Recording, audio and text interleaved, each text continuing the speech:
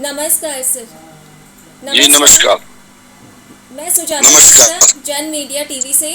और आज हमारे साथ हैं पूर्व पारिषद पंडौल के मिस्टर मनोज कुमार चौधरी जी। आइए जानते हैं उनका संक्षिप्त परिचय उनके ही द्वारा। सर बताइए। मैं म- हाँ, आप बोलिए सर। मैं मनोज कुमार चौधरी जी। पंडोल पंडोल ब्लॉक के उदयपुर बिठवार पंचायत अवस्थित ग्राम गढ़िया जी। निवासी स्वर्गीय बालेश्वर चौधरी फ्रीडम फाइटर का लड़का हूँ। जी। और मैं बाल्यकाल से ही राष्ट्रीय स्वयंसेवक संघ आरएसएस का स्वयंसेवक ओहो। और प्रचारक जीवन व्यतीत किया। और उसके बाद 1980 में जो भाजपा की स्थापना हुई, वो स्थापना के समय मैं भारतीय जनता पार्टी मधुबनी डिस्ट्रिक्ट का जिला पदाधिकारी बना। और उस समय से कई बार पंडोल मंडल के भारतीय जनता पार्टी का अध्यक्ष बना और संपूर्ण जीवन अपना उस समय से भारतीय जनता पार्टी का आज तक देते आ रहा हूँ। अच्छा। और सबसे बड़ी बात है जो वीडियो पॉज हो गया। राष्ट्रभक्ति, मेरा देश रहेगा तब बिहार रहेगा, बिहार रहेगा तब मधुबनी रहेगा, मधुबनी रहेगा तब मेरा पंडौल और ग्राम गढ़िया रहेगा। जी। तो देशभक्ति भीतर भावना, देशभक्ति के कारण जी। मैं अपना जीवन समाज सेवा में लगाने के लिए निर्णय लिया। जी। और निर्णय लिया जो घर के सबसे छोटे परिवार के सदस्य थे, परिवार में जो वीडियो लोग पॉज हो गया है। हमारे सर वीडियो पॉज हो गया है फिर से। परिवार जी। परिवार में जो हमारे लोग हैं, हम सबसे छोटे हैं। अच्छा। 4 भाई मैं हूँ। और बड़े भाई doctor Madan Mohan Chaudhary NIT Patna engineering college के इलेक्ट्रिक डिपार्टमेंट के हेड ऑफ डिपार्टमेंट। अच्छा। उनसे जो छोटे डॉक्टर मधुसूदन चौधरी, जो अभी अमेरिका में प्रोफेसर हैं, यूनिवर्सिटी प्रोफेसर हैं, जो पटना साइंस कॉलेज में बोटनी के प्रोफेसर थे। और वहीं से वो अमेरिका गए। आज करीब 40-45 वर्षों से अमेरिका में ही हैं। जी। और इससे तीसरे सहरसा में है। और हम लोगों का परिवार सब, चाचा एक राजभाषा विभाग के डायरेक्टर, जी। एक चाचा राजभाषा विभाग के डायरेक्टर पद से रिटायर होकर के अभी पटना में है। अच्छा। एक चाचा पोस्टल डिपार्टमेंट के सुपरिटेंडेंट स्वर्गीय रामेश्वर चौधरी वहां से रिटायर किए और इनकी मृत्यु हो गई है। जी। एक जो बड़े चाचा थे वो हाई स्कूल के हेडमास्टर से रिटायर किए। और हम लोगों का बाबा भी पुराने जमाने में कांग्रेस के चौवनिया मेंबर हुआ करते थे। और उसी से प्रेरणा मिलते मिलते तो परिवार के एक सदस्यों को समाज सेवा में लगना चाहिए।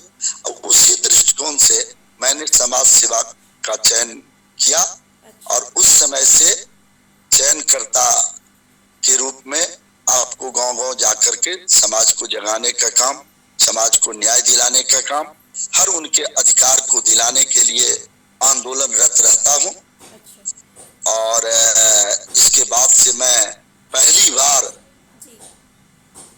पहली बार पंचायती राज के शुरुआत में मैं पहली बार चुनाव लड़ा। अच्छा। और बिहार में सबसे अधिक वोट से जिला परिषद, बिहार में सबसे अधिक वोट से जिला परिषद सदस्य बनने का मुझे सौभाग्य प्राप्त हुआ।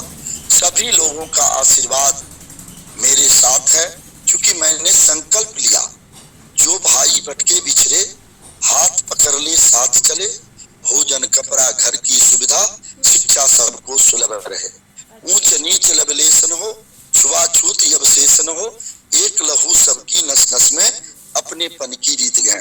ये संकल्प करके अपना समय समाज सेवा में, और आज करीब 58 वर्ष पूर्ण करने के बाद 59वां वर्ष में मैं प्रवेश किया हूँ।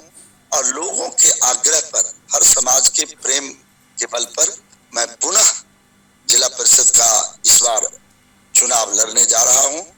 और आप ही नहीं, सभी लोगों का सहानुभूति है और मुझे लगता है जो आम लोगों का जो आशीर्वाद है, आम लोगों का जो आशीर्वाद है आप लोगों का, वो लगता है कि इस बार भी बहुत ज्यादा वोट से लोग मुझे जिला परिषद में जिताने का काम करेंगे, ऐसा मुझे पूर्ण विश्वास है। और घूमते हुए और आप लोगों के जैसे मीडिया में तो निश्चित रूप से होनी चाहिए। मीडिया ही चौथा स्तंभ होता है और चौथा स्तंभ जो सही निर्णय देता है तो सरकार भी सही दिशा में आगे की ओर हर दिशा में कार्य करने के लिए आपको मजबूर हो जाती है, जिन्हें मुझे ये काम करना चाहिए। इसलिए आप लोगों को भी तो यही हमारा अपना जीवन का परिचय है और कार्य करते जा रहे हैं। जी सर, एक जिला परिषद का चुनाव लड़ने के लिए क्या क्या योग्यताएं होनी चाहिए? देखिए, योग्यता तो पढ़ाई संबंधित जो है वो तो है ही, लेकिन सबसे बड़ी बात है जो मन में संकल्प सेवा भाव। अच्छा। आजकल बहुत लोगों को देखते हैं जो सेवा के बजाय कुछ दूसरे में भी लग जाते हैं। हाँ। ये नहीं करना चाहिए। आज हम लोग 44 वर्ष से सेवा में लगे हुए हैं। कोई भी व्यक्ति किसी भी समाज के लोगों के द्वारा ये नहीं कहा जा सकता है मेरे क्षेत्र में या मेरे जिला के अंतर्गत जो हम लोगों से पैसा लेकर के तब सेवा करते हैं। अपने स्वयं प्रेरणा से प्रेरित होकर के जो व्यक्ति अपने लक्ष्य की प्राप्ति के लिए आगे की ओर बढ़ता है वही व्यक्ति मार्ग तो क्या सुतन शैवियत कंटका किरण मार्गम स्वयं स्वीकृतन न सुगम कार्य। कंटका किरण मार्ग पर स्वयं प्रेरणा से प्रेरित होकर के मैंने समाज सेवा के लिए संकल्प लिया है, लेकिन मेरा लक्ष्य निश्चित है। अच्छा। सेवा करना। सेवा करते करते हुए इसी प्रक्रिया में ये चुनाव भी आ जाता है। जो एक अगर पद रहता है तो और लोग ज्यादा अधिकार दिला पाते हैं गरीब गुरबा को। इसी कड़ी में ये भी करी है, लेकिन लक्ष्य निश्चित है। तदंत अस्फुरत ध्येय निष्ठा हृदयता प्रजागर। और इसी लक्ष्य के कारण आज बच्चा मधुबनी जिला के हमारे अभिभावक के रूप में हमसे ज्यादा उम्र के हैं माननीय प्रफुल्ल चंद्र झा जी, वो भी भ्रमण करते रहते हैं। सारे लोगों के बीच में भी चर्चा का विषय बना हुआ है। इन्हें मनोज कुमार चौधरी हर समाज के प्रति इनका समभाव रहता है, इसीलिए हम लोग इनको चाहते हैं। गत चुनाव में भी आज तो मैं पार्टी की ओर से एमएलए और मंत्री रहता। मैं तो अपना सीट विनोद नारायण झा जी को दिया। आप बाय नेम अगर पूछेंगे हमारे नित्यानंद राय जी से, हम लोग फाउंडर माननीय कैलाशपति मिश्रा जी, पंडित ताराकांत झा जी जो उस समय प्रदेश अध्यक्ष थे और उस समय से हम पार्टी में काम करते आ रहे हैं। बाय नेम बाय फेस आपको सारे लोग, मंगल पांडे जी हों, सुशील कुमार मोदी जी हों, नित्यानंद राय जी हों, अश्विनी चौबे जी हों, माने जितने भी रविशंकर प्रसाद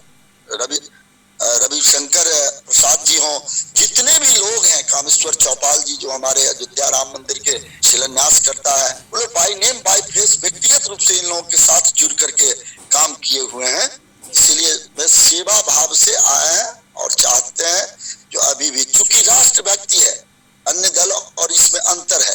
राष्ट्र भक्ति के कारण, देशभक्ति के कारण जो भारतीय जनता पार्टी में बचपन से ही रह करके और आगे भी उस दल में रह करके और पार्टी निमित्त भी काम करता रहूंगा।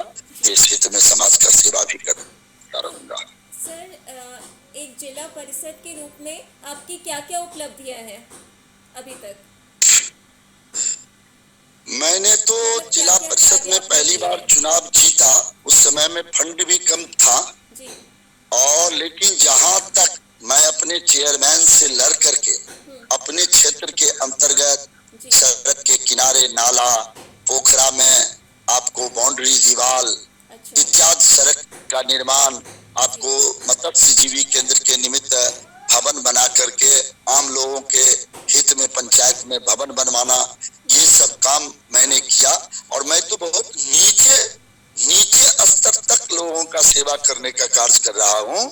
अच्छा। जो वृद्धा पेंशन, कोई अब 60 वर्ष का हो गया और उसका कोई अप्लाई करने वाला नहीं है, उसका सारा कागजात लेकर के वृद्धा पेंशन गरीबों को मिले, इंदिरा आवास जो है प्रधानमंत्री आवास योजना सही व्यक्ति को मिले, ये कार्य करके उसको अनाज समय पर मिले, अनाज उचित दाम पर मिले और समय पर प्रत्येक महीना मिले, ये सारी बातों को ध्यान में रखते हुए और उस समय में भी उपलब्धि, और मैं आज नहीं भी होगा जिला परिषद, तो मैं वही कार्य समाज के बीच में मैंने शुरू से कर रहा हूँ।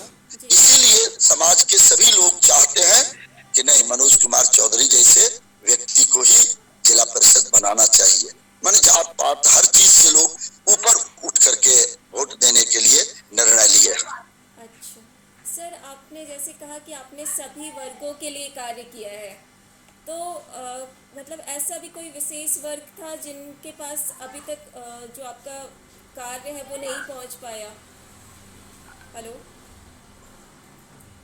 देखिए, मैं कार्य नहीं पहुंच पाया, बहुत अब सब सारा कार्य तो नहीं हो चुका है, लेकिन सारे कार्यों के लिए मैं उचित स्थान पर आवाज उठा करके उचित पदाधिकारियों से संपर्क करके निदान करने का काम किया और सौहार्द और हमारे इलाके में सौहार्द वातावरण बना रहे, इसके लिए मैं हिंदू मुसलमानों के बीच भी सभी लोगों को सही बात की जानकारी देते हुए और न्याय दिलाने का काम किया।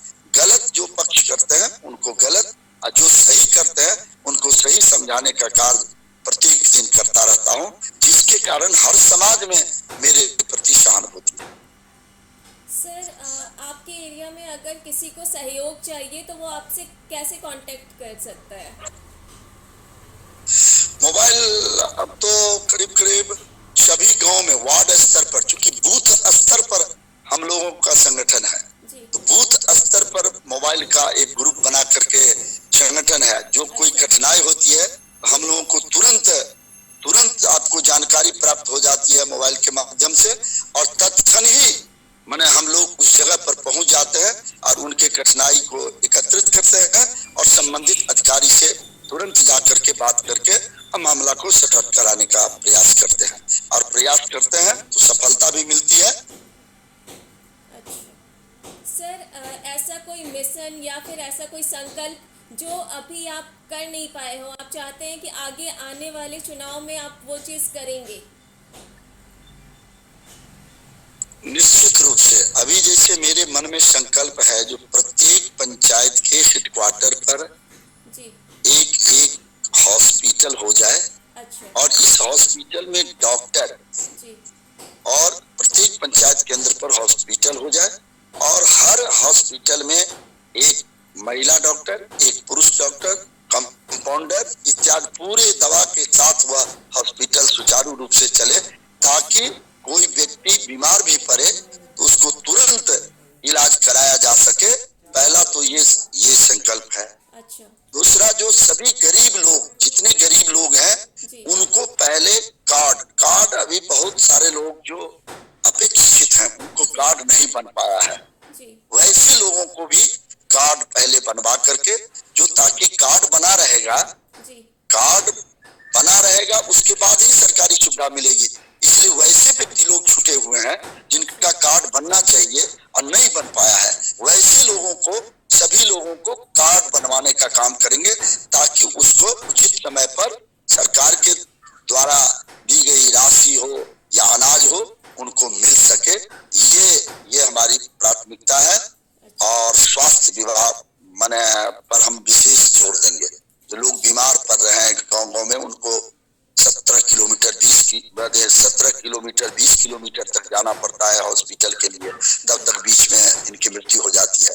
इसलिए प्रत्येक जगहों पर हॉस्पिटल बनके तैयार हो जाए, जिसके तहत मैंने बिटवार, इसी जिला परिषद क्षेत्र के अंतर्गत बिटवार पंचायत है, इस बिटवार पंचायत के अंतर्गत मैंने बहुत बड़ा सरकारी हॉस्पिटल, लोग समाज में जिनके पास जमीन है उनसे जमीन 10 कट्ठा 11 कट्ठा दिलवा करके सरकार के नाम से और हॉस्पिटल बनवाने का काम किया हूँ। और कभी अगर मौका लगे तो मैं, कभी आपको भी अगर मौका लगे तो कभी अगर आने का कष्ट करेंगे तो मैं ऐसे हॉस्पिटल का भी आपको मैंने दर्शन कराऊंगा।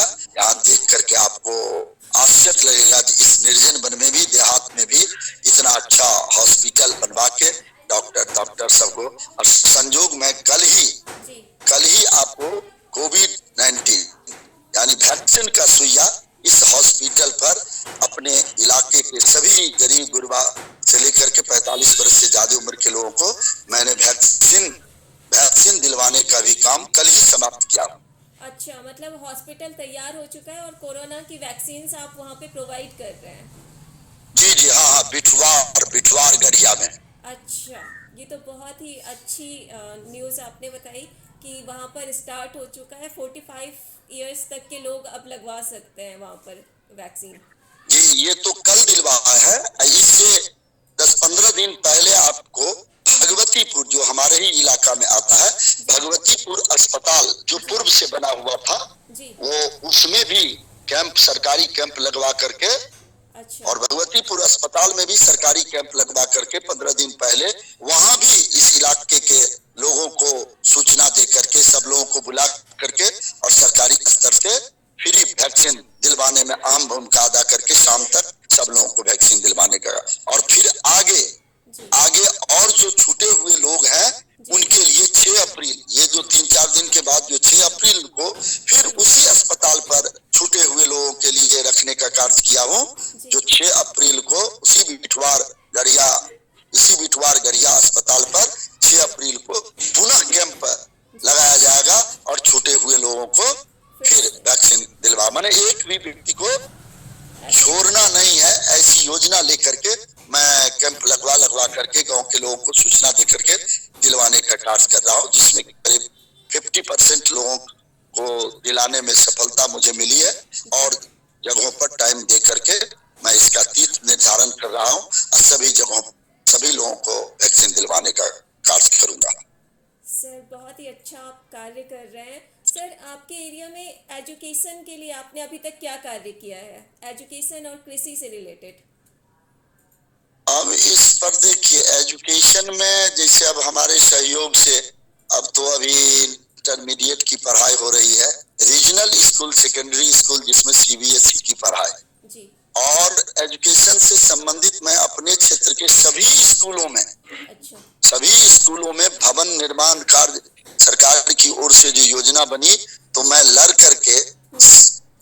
करके सभी पदाधिकारियों से बात करके सरकारी योजना का क्रियान्वयन मैं अपने क्षेत्र के अंतर्गत सभी स्कूल में भवन मैंने बनवा करके और टीचर भी अच्छे टीचर सबको ला करके सरकारी स्कूल में भी पढ़ाई अच्छी से हो। हम जाते हैं 2 दिन पर 3 दिन पर स्कूल में 10 बजे जाते हैं, फिर संध्या 4 बजे जाते हैं, छुट्टी के समय जाते हैं, देखते हैं जो टीचर लोग पढ़ाते हैं कि नहीं पढ़ाते हैं, विद्यार्थी लोग पढ़ रहा है कि नहीं पढ़ रहा है, ये भी अपने योजना के तहत है। और कुछ देहाती इलाके में नौजवान सब जो बेरोजगार थे, रोजगार मांग रहे थे, उन लोगों को प्रेरणा देने का काम किया। और प्रेरणा देने के बाद आपको 3-4 जगहों पर CBSE के कोर्स के माध्यम से माने प्राइवेट संस्था भी खोलवा करके और उनमें भी पढ़ाई का कार्य चल रहा है। मेरे समाज के इस इलाके के बच्चे लोग इसमें पढ़ते हैं। अच्छा सर, बिहार माना जाता है कि कृषि के लिए बहुत ही उपयोगी जगह है, तो सर कृषि के लिए, क्योंकि बिहार में बहुत ज़्यादा बाढ़ आती है, तो उस पर कोई योजना आप लोगों ने सोची है? देखिए यहाँ जो नहीं हम लोगों ने सोची है और चर्चा भी किया है, भारत सरकार के मंत्री से भी कई बार बात किए हैं। जो एक पश्चिमी कोसी नहर है, अच्छा, आजादी के बाद जो हमारे ललित नारायण मिश्रा जी जो मंत्री बने थे आजादी के बाद, उस समय में एक प्लान बनाया गया जो कोसी योजना के तहत नहर खोदने का, लेकिन दुर्भाग्य है जो आज तक इस नहर की खुदाई पूर्ण नहीं हो पाई। अगर इस नहर को हाँ सर कोसी नदी पे आप कुछ बोल रहे थे। हाँ, तो इस कोसी नहर को केवल हम लोग चर्चा आज भी कर रहे हैं मंत्री लोग, जो केवल इस नहर की जो प्लान है पूर्व से, उसको उसको केवल खुदाई का काम करके जहां तहां आपको पुलिया सब है उसको निर्माण करा दिया जाए। इस इलाके में न कभी सुखाड़ होगा न कभी बांध होगा। ये तो बांध सब लोग बनाते हैं, बाढ़ में कट जाने के बाद रास्ते होता है, माने इसकी व्यवस्था सुचारू रूप से नहीं है, जिसके कारण कठिनाई होती है। इसलिए सारा जो प्लान पूर्व से है उसको क्रियान्वयन करके शहर जमीन पर उतार दिया जाए, इससे हम लोग निजात। लेकिन इसके लिए हम लोग आंदोलन कर रहे हैं, दल में रहते हुए भी, सरकारी स्तर सरकार में रहते हुए भी हम लोग इस बात को जहाँ तहाँ उठा रहे हैं। जी सर, पार्टी के रूप में आपने बीजेपी को ही क्यों चुना? देखिए, बीजेपी को चुनने के लिए मात्र एक ही है, क्योंकि हम बाल्यकाल में पहले बाल्यकाल में एक बार मैं शाखा जाने का काम किया। कई संघ के अधिकारी लोग, प्रचारक लोग जब संपर्क किए तो मेरे मन में हुआ जो जरा देखें जो शाखा में क्या हो रहा है। जब मैं शाखा में गया तो देखा जो शारीरिक दृष्टिकोण से भी आपको व्यायाम, बौद्धिक दृष्टिकोण से भी बौद्धिक, माने और सबसे बड़ी बात राष्ट्रीयता मैंने जो देखा तो मेरे मन में लगा कि 84 लाख जोनी भटकने के बाद जो यह मानव शरीर मिला है, वास्तविक में इसी कार्य के लिए मिला है। इसलिए राष्ट्रभक्ति के लिए मन में एक जज्बा हुआ। इसके बाद मैं कहा नहीं, अन्य पार्टी और भाजपा में अंतर है, इसलिए इसी पार्टी के में जा करके और सेवा करेंगे। इसीलिए मैं भारतीय जनता पार्टी को चुना। सर, आपका कोई मिशन ऐसा कि मतलब आप चाहते हैं कि पूरे देश में ऐसा कुछ मिशन आए जिससे यूथ जो है वो सामाजिक कार्यों की तरफ उनका रुझान हो जाए? क्योंकि आजकल लोग मतलब पैसों के लिए जो काम करना चाहते हैं, देश के लिए कोई काम नहीं करना चाहता है।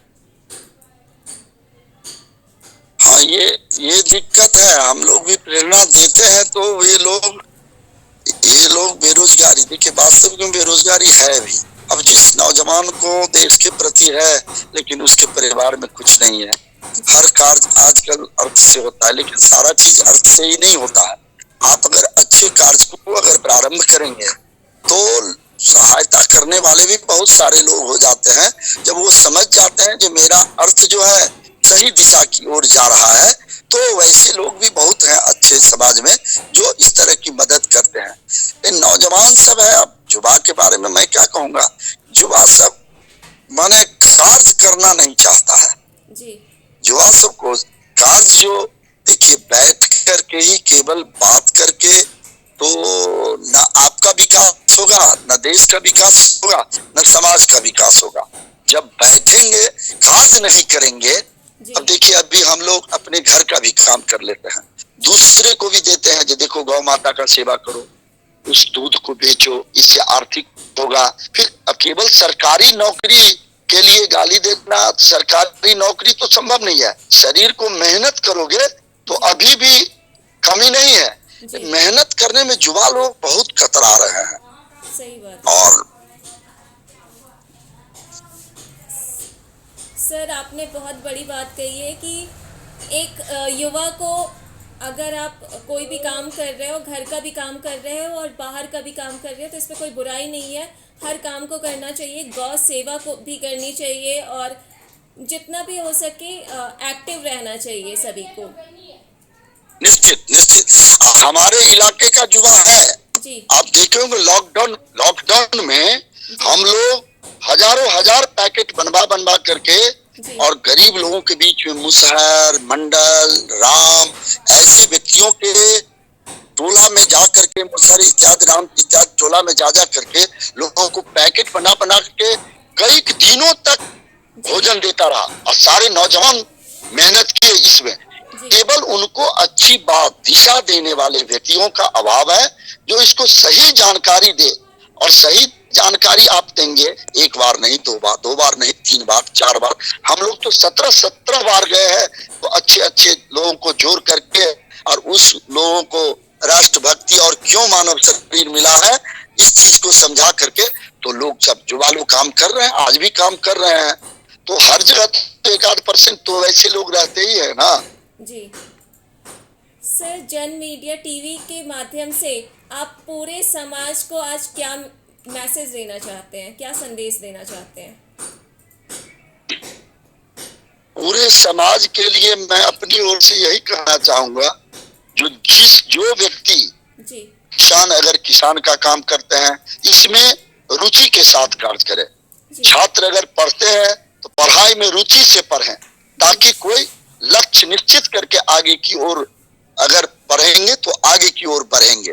अगर कोई व्यापार करते हैं तो उसी व्यापार में तन्मयता से कार्य करें, ताकि वो उसमें आगे बढ़ेंगे।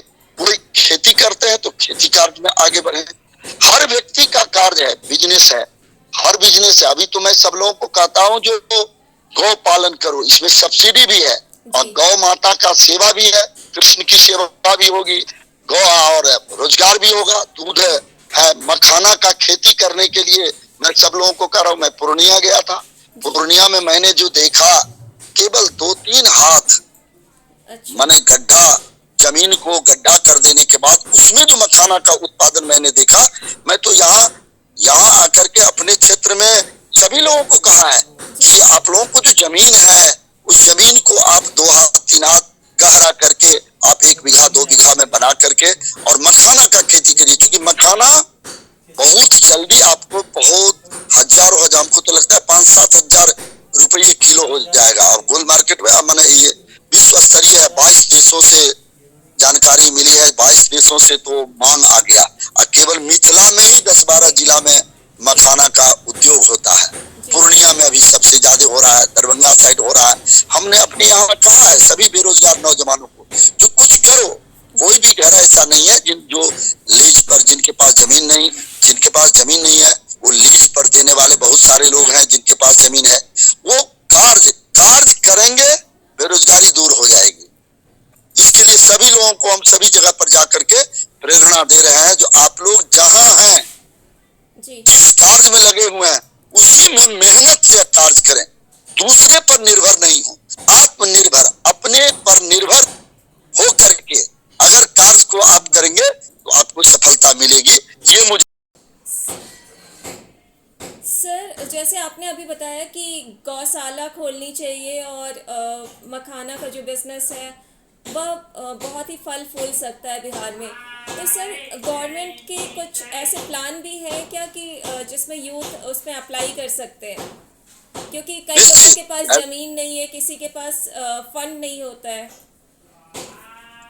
नहीं, एक तो जमीन जिनके पास है ये लोग तो स्वयं करें, और जिनके पास जमीन नहीं है तो जमीन लीज पर लेकर के आप ये काम करिए। और इसमें काफी सब्सिडी है, सब्सिडी भी है आपको, और इस माध्यम से आप आगे की ओर बढ़ रहे हैं। कुछ प्रेरणा से ले भी रहे, कुछ लोगों को तो मैंने गाय खरीदवाया भी है, और ये लोग 5-7-8 गाय रखे हुए हैं और इसका अति करके और आगे भी बढ़े हैं, अपना आर्थिक स्थिति को भी मजबूत किए हैं।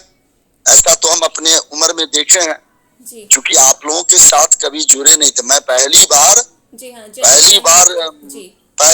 मैं, अब सोच लीजिए, मैं 44 वर्षों के दौरान पहली बार किसी टीवी पर अपना इंटरव्यू दे रहा हूँ, इसलिए भूल चूक भी हो तो माफ करिएगा। नहीं सर, आपने इतने सारे मतलब वेज बता दिए। अगर कोई एम्प्लॉयड नहीं है, सरकारी नौकरी के पीछे आपने भागने के लिए मना किया है, और बहुत ही अच्छा वे बताया कि एक यूथ को बिजनेस स्टार्ट करना चाहिए। गौशाला है, मखाना की खेती है, ये बहुत ही अच्छा बिजनेस है जिसमें लोग कुछ अच्छा कर सकते हैं, कोई भी इसको कर सकता है।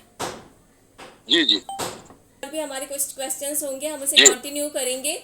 और आज का जो सेशन है हम आज यहीं पे एंड करते हैं। आपका हम बहुत ही आभार व्यक्त करते हैं कि आप हमारे चैनल से जुड़े। धन्यवाद सर।